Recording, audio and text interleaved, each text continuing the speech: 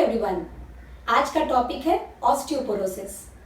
आप जानकर शॉक्ड हो जाएंगे कि इंडिया को वर्ल्ड का ऑस्टियोपोरोटिक कैपिटल कहा जाता है, क्योंकि यहाँ हर 8 में से 1 आदमी और हर 3 में से 1 औरत इंडिया में ऑस्टियोपोरोसिस से ग्रसित है।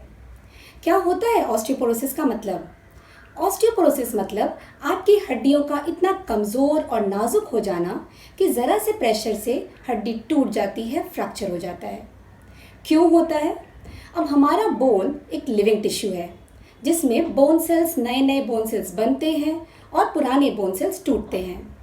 अगर एक ऐसा स्टेज आ जाए जहां बोन सेल्स टूट तो रहे हैं पर उस रेट पर नए बोन सेल्स बन नहीं रहे, वो ऑस्टियोपोरोसिस की शुरुआत है। इसके कोई खास सिम्टम्स नहीं होते जब तक आपका कोई फ्रैक्चर नहीं है और आप डॉक्टर के पास नहीं जाते। आपको नहीं पता चलता कि आपको ऑस्टियोपोरोसिस है। लेकिन जब आपको बैक पेन होता है कभी और आप डॉक्टर के पास जाएंगे, एक्सरे कराएंगे, आपको पता चलेगा कि आपकी कोई रीढ़ की हड्डी कंप्रेस्ड हो गई है या फ्रैक्चर्ड हो गई है। और कभी कभी बैक के इश्यू की वजह से आपका पोस्चर स्टूप्ड हो जाता है, कमर की हड्डी मुड़ जाती है। इसके अलावा नेल्स आपके कमज़ोर हो जाते हैं, वीक और ब्रिटल हो जाते हैं, टूटने लगते हैं। तो यही कुछ सिम्टम्स हैं ऑस्टियोपोरोसिस के। क्या रिस्क फैक्टर्स होते हैं, किनको ज़्यादा होता है? सबसे पहला तो ओल्ड एज। अब हम जानते हैं कि ओल्ड एज पीपल को डीजनरेशन ज़्यादा होता है, तो इसीलिए उनमें ये प्रॉब्लम होने के चांसेस बढ़ जाते हैं। दूसरा, पोस्ट मेनोपॉजल वुमेन। जिन लेडीज़ ने मेनोपॉज अचीव कर लिया है उनकी बॉडी में ईस्ट्रोजन की कमी हो जाती है, जिसकी वजह से बोन लॉस बढ़ने लगता है। जिनका बॉडी फ्रेम छोटा होता है उनके भी चांसेस ज़्यादा होते हैं ऑस्टियोपोरोटिक होने के। कुछ मेडिसिन के साइड इफ़ेक्ट जैसे स्टेरॉयड भी एक रिस्क फैक्टर है ऑस्टियोपोरोसिस का। अगर आपको थायराइड है, हाइपरथायराइड है, थायराइड ज़्यादा है बॉडी में, तो भी ऑस्टियोपोरोसिस होने के चांसेस बढ़ जाते हैं। इसके अलावा अगर आपकी डाइट कैल्शियम और विटामिन डी नहीं है आपकी डाइट में, तो भी ये चांसेस ज़्यादा होते हैं। अब इसका डायग्नोसिस कैसे होता है? जब आप डॉक्टर के पास जाते हैं तो आपका बोन डेंसिटी चेकअप होता है, जिसको हम डेक्सा कहते हैं। ये 10 मिनट से 30 मिनट्स तक का टेस्ट है जिसमें एक्सरेज यूज़ करके बोन की डेंसिटी पता करते हैं। अब बात आती है ट्रीटमेंट की।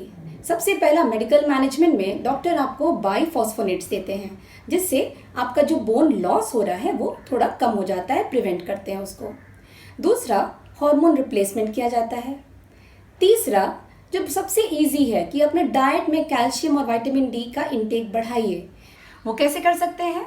सिंपल डेयरी प्रोडक्ट्स जो होते हैं, मिल्क, चीज़, योगर्ट, इसके अलावा ग्रीन लीफी वेजिटेबल, फिश, इन सब में कैल्शियम की मात्रा ज़्यादा होती है, तो ये ज़्यादा कंज्यूम करें। और हम जानते हैं कि बूढ़े लोग सबसे ज़्यादा चांसेस होती है उनके गिरने की, तो फॉल प्रिवेंशन बहुत इंपॉर्टेंट है। इसके लिए कुछ छोटे छोटे टिप्स हैं जो आप फॉलो कर सकते हैं। जैसे बाथरूम जो सबसे कॉमनेस्ट प्लेस होता है फॉल का, तो वहाँ हमें खास ख्याल रखना है। उसके लिए बाथरूम में आप अपने बार्स लगवाएं, जिसको ग्रैब करके जो बूढ़े लोग हैं वो टॉयलेट से उठ पाएँ या नहाते समय बार का यूज़ कर सकें। जब तक आपका बाथरूम यूज़ में नहीं है वो ड्राई रहे। लाइटिंग आपकी बहुत ब्राइट होनी चाहिए। बाथरूम के बाहर नॉन स्लिप मैट यूज़ करें। अपने घर में ध्यान दें कि कुछ भी लूज रग्स इधर उधर फैले नहीं हो, जिसमें फंस के गिरने की चांसेस बढ़ जाए।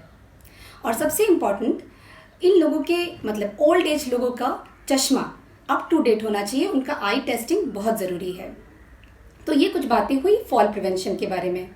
जब आप हमारे पास आते हैं फिजियोथेरेपी के लिए, तो हमारा सबसे मेन गोल्स जो होता है पेन कंट्रोल का, आपके बोन्स एंड मसल की स्ट्रेंथनिंग, आपका पोस्चरल कंट्रोल, पोस्चर का करेक्शन और आपकी ओवरऑल मोबिलिटी को बढ़ाना हमारा काम है।